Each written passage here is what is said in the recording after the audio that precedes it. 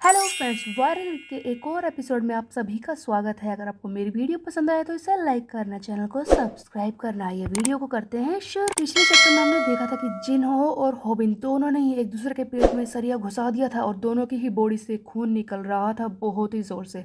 ऐसा लग रहा था कि दोनों ही मरने वाले हैं जल्दी ही।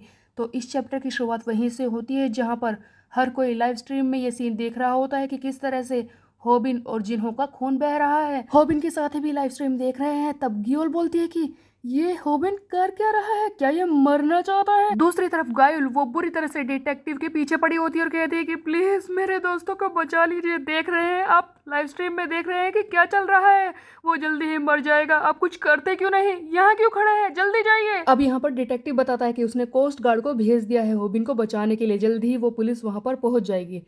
लेकिन दूसरी तरफ हम देखते हैं कि शिप पर दोनों की यानी कि जिन्हो की और होबिन की हालत लगातार खराब हो रही है। तब जिन्हो कहता है कि ओह, लगता है ये फाइट तो एंड की तरफ आ गई। अगर हम दोनों में से किसी एक को मरना ही है तो देख ही लेते हैं कि कौन मरेगा। दोनों ही एक दूसरे से फिर से लड़ाई करना शुरू कर देते हैं। दोनों ही खतरनाक मूव कर रहे होते हैं। जिन्हो किसी तरह से होबिन को मारना चाहता है। तभी हम देखते हैं कि जिन्हो वहां पर पड़ा एक कील टाइप का कुछ उठाकर इस होबिन को मारने की कोशिश करता है, लेकिन होबिन इसे अपने पैरों से रोकता है और फिर से उछलकर जिन्हो को मारता है। दोनों के बीच में खतरनाक लड़ाई चल रही है। दोनों का ही खून भी बह रहा होता है, बट कोई भी एक दूसरे से हार नहीं मान रहा होता है। तब जिन्हो बोलता है कि तुझे मौत का भी डर नहीं लग रहा? हाँ, तेरा इतना खून निकल रहा है फिर भी इतना उछल उछल कर मुझे मारने की कोशिश कर रहा है। तब होबिन जवाब देता है कि इस बात से मुझे फर्क नहीं पड़ता।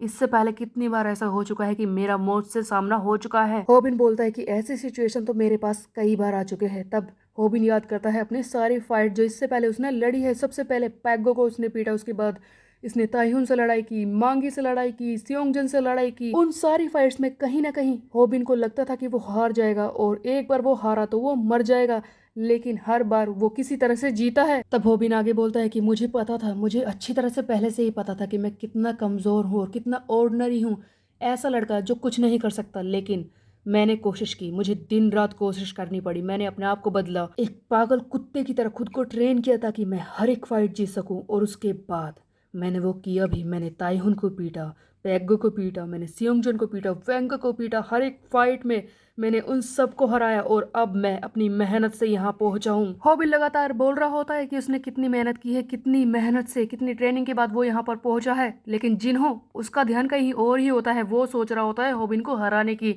तभी उसे अपने पास ही पड़ी हुई एक फिशिंग रोड दिख जाती है जिससे कि मछलियां पकड़ते हैं। जिन्हो बस एक सही मौके का इंतजार कर रहा होता है कि किसी तरह से इस फिशिंग रोड को इस होबिन के पेट में घुसाकर इसे अभी रास्ते से हटा दे। लेकिन होबिन पूरे जोर से इस जिन्हो की तरफ भागता है और ये रोड को भी पहले ही देख लेता है। तभी इसे पैरों से दबाकर ये पूरे जोर से जिन्हो पर वार करता है और कहता है कि आज तेरा अंत है। मारते वक्त होबिन के पैर में वो रोड घुस भी जाती है, लेकिन होबिन आज सब कुछ दांव पर लगाना चाहता है। वो किसी तरह से जिन्हो को पीटना चाहता है और ये जिन्हो से भी बोलता है कि मैंने आज सब कुछ दांव पर लगा दिया है तुझे हराने के लिए और अब तेरा अंत आ चुका है। जिन्हो ली, तू हार चुका है। अब होता ये है कि जब होबिन ने इस जिन्हो को मारा उसी वक्त कुछ प्लास्टिक के डब्बे हवा में उछल जाते हैं, वो खुल जाते हैं और इनके अंदर शायद तेल है, वो आसपास शिप पर फैल जाता है।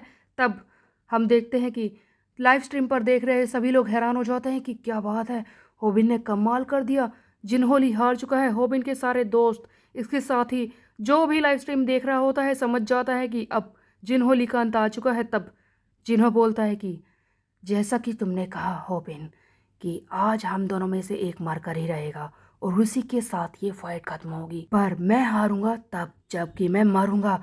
और हम देखते हैं कि जिन्हो ली अपना लाइटर निकालता है और वहां पर जलाकर फेंक देता है जहां पर सारी तरफ तेल बिखर गया है। लाइटर की वजह से और तेल की वजह से सारी शिप में आग लगना शुरू हो जाती है। जो कोस्ट गार्ड यानी कि जो पुलिस वाले वो भी ये सब देखकर हैरान हो जाते हैं।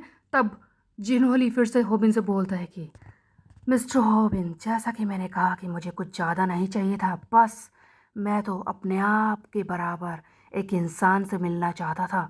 तब होबिन बोलता है कि क्या इंसान? बकवास करना बंद कर। क्या ये मजाक है? तू इंसान मानता है अपने आप को? तू जैसा साइकोपैथ, मेंटल कभी भी इंसान नहीं हो सकता, समझा? तू जानवर है, बस एक जानवर। ये सुनते ही हम देखते हैं कि जिन्होली जोर से होबिन की तरफ झपटता है उसे मारने के लिए और फिर से लड़ाई शुरू हो जाती है। हर तरफ आग है लेकिन इनकी लड़ाई खत्म नहीं हो रही है। तब जिन्हो बोलता है कि अगर तुम मुझसे ये बोल रहा है कि मैं इंसान नहीं हूं तो तू बता कि मैंने पूरी जिंदगी क्या किया है। हाँ। तब होबिन बोलता है कि ये भी कोई बताने वाली बात है, तूने अपनी जिंदगी को बस वेस्ट किया है, तुझ जैसे लोग जिंदा रहने के लायक नहीं है, समझे। दोनों के बीच में फिर से लड़ाई शुरू हो जाती है। उधर हम देखते हैं कि कोस्ट गार्ड जो कि दूरबीन से ये सब कुछ देख रहे हैं वो बोल रहे होते हैं कि अरे ये लोग कर क्या रहे हैं, पूरी शिप में आग लग चुकी है और किसी भी वक्त धमाका हो सकता है, ये दोनों ही मरेंगे, क्या ये दोनों मरना चाहते हैं। जो पुलिस वाले होबिन को बचाने के लिए आए थे वो अपनी शिप को फिर से पीछे की तरफ लेने लगता है क्योंकि आग का खतरा है, इससे इनकी शिप में भी खतरा बन सकता है। तब पुलिस वालों को लीडर मेगाफोन मंगाता है और उसमें बोलना शुरू करता है कि मिस्टर हॉबिन यू वहां से निकलिए, पूरी शिप में आग लग चुकी है, चेक चेक प्लीज जल्दी वहां से निकलिए, क्या कर रहे हैं आप दोनों। एंजिन होली तुम्हारा यहाँ से भागने का कोई रास्ता नहीं है, कूदो शिप से और यहाँ आओ अभी इसी वक्त। लेकिन होबिन वो सुन ले, ऐसा हो ही नहीं सकता, उसका सारा ध्यान जिन्हो से फाइट में है। तब होबिन बोलता है कि जिन्हो मेरी बात को ध्यान से सुन, हमें जिंदगी में कुछ ना कुछ चाहिए, हर एक इंसान को कुछ ना कुछ चाहिए होता है।